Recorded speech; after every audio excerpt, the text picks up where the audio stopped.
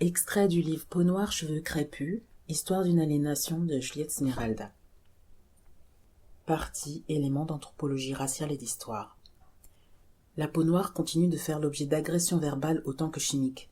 Nous n'entreprendrons pas de faire l'inventaire de tous les procédés mis au point pour venir à bout de la mélanine qui noircit le corps, voire du porteur lui-même. Les représentations qui ont cours dans le domaine de l'esthétique des peuples et des canons de beauté dominants sont donc largement influencées par les élucubrations qui tenaient lieu de savoirs scientifiques sur la personne du noir et qui, comme cela a déjà été dit, remontent au moins en partie à l'Antiquité occidentale. Les clichés résistants enracinés dans le terreau de ce pseudo-savoir interviennent activement dans les jugements de valeur que continuent de véhiculer les supports médiatiques de la société de consommation qui vendent de la beauté, du plaisir, à voir, à regarder, à être vu et regardé, à partir d'une exploitation forcenée du corps, instrumentalisé, objet à polir sans fin pour soutenir le jeu des rapports de force entre les races, les sexes, les ethnies.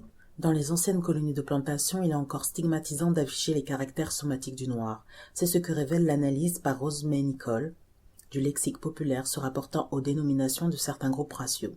L'auteur signale que celui qui est appelé CAF à l'île de la Réunion est un être au teint noir physiquement laid et méprisé. Le lexème créole CAF renferme une dépréciation esthétique du noir et de la couleur noire. Certains traits négroïdes visibles à l'œil nu, cheveux, lèvres, yeux, qui sont les seuls à révéler l'origine africaine, feront de la laideur physique un élément du champ sémantique du CAF.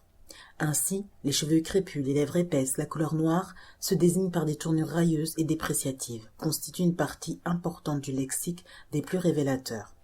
Sortie de l'éventail des nuances du métissage, la couleur noire du CAF devient un élément de souillure.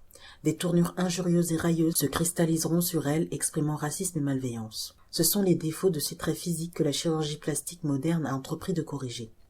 Dans son étude « Autoplastie de l'apparence », Isabelle Fèvre note à propos des interventions de chirurgie plastique que la suppression de caractéristiques physiques considérées comme raciales fait l'objet d'une demande importante. Ainsi, ce qu'on appelle le nez juif ou bien les traits négroïdes, réduction de lèvres, amincissement des narines, c'est par le contact interculturel et par l'appartenance des patients à des groupes minoritaires vivant en France que l'auteur s'explique ces pratiques, bien qu'elle conçoive que la recherche de la beauté soit chez ces personnes une justification insuffisante. En effet, la beauté recherchée par les personnes qui recourent à la chirurgie plastique est celle qui entérine les valeurs dominantes sous la forme de standards banalisés par des pratiques quotidiennes. En réalité, cette quête du beau, qui conduit certaines personnes à modifier leur morphologie faciale, réfère à ce que Fèvre nomme un ordre de réalité tout à fait différent. Pour aller plus loin, je vous conseille la lecture du livre de Juliette Smeralda, qui est vraiment un ouvrage extraordinaire, Peau noire, cheveux crépus. N'hésitez pas à vous abonner à la chaîne YouTube, à activer la cloche pour recevoir les notifications lors des publications des prochaines vidéos, et je vous dis à bientôt.